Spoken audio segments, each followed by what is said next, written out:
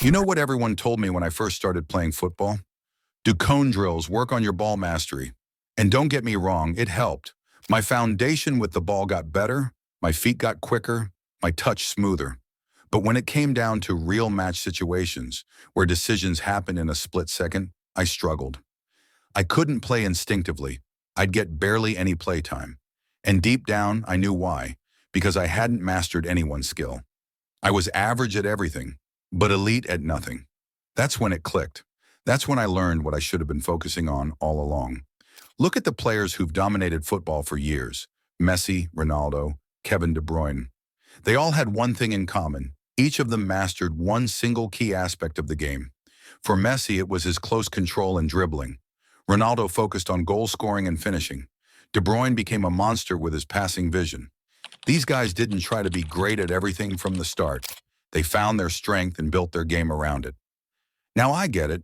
You might be thinking, if I only focus on one skill, won't I fall behind in everything else? But here's the deal. You don't ignore everything else. You just approach it with strategy.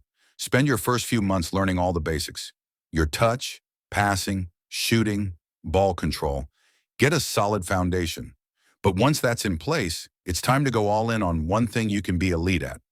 That's how you rise above average. We often look at players like Neymar, Ronaldinho, and Rivaldo and wonder how they became so complete. The truth is, they spent their childhoods juggling, freestyling, and living the street football life. That constant ball manipulation developed instincts and creativity that you can't fake. So unless you're growing up in that kind of environment, trying to be like them in every way can actually slow you down. The smarter move is to master one thing that makes defenders hate facing you. Because most players today are caught up in trendy workouts, stiff cone drills, and the same old gym sessions. But when the whistle blows, they don't know how to play. That's where you shine by doing something different. And that brings me to the question, how do you find out which part of the game you should master? This is where something called the Ikigai method helped me. It's a concept from Japan, but don't worry, it's simple. Just take a moment to think deeply about your game. Think about what you love doing on the pitch the most. Maybe it's dribbling past players. Maybe it's that perfect assist that cuts through a defense. Then think about the moments where you've been applauded. What were you doing? Maybe you scored a goal that changed the game, or made a defensive play that saved your team. Now connect that with what you feel you're naturally good at, like reading the game, making fast decisions, or controlling the tempo. When all of that comes together, you'll know what you're truly meant to master. Once you've found that, the real grind begins, mastery, and that starts with your mentality. Look at legends like Ronaldo or even Bruce Lee. Their success wasn't just physical. They were obsessed. They had laser-sharp focus. To build that mentality, you've got to train your mind every single day. Whether it's through prayer, quiet visualization, or simply cutting off the noise and surrounding yourself with people who truly support your dream, it all adds up. Then comes your training routine. This is the line that separates a good player from a forgettable one. Too many young players train without direction.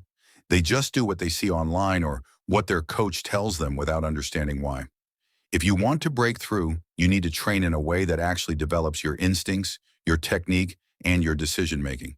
You've got to train how you play. Every session should push your limits in a focused way.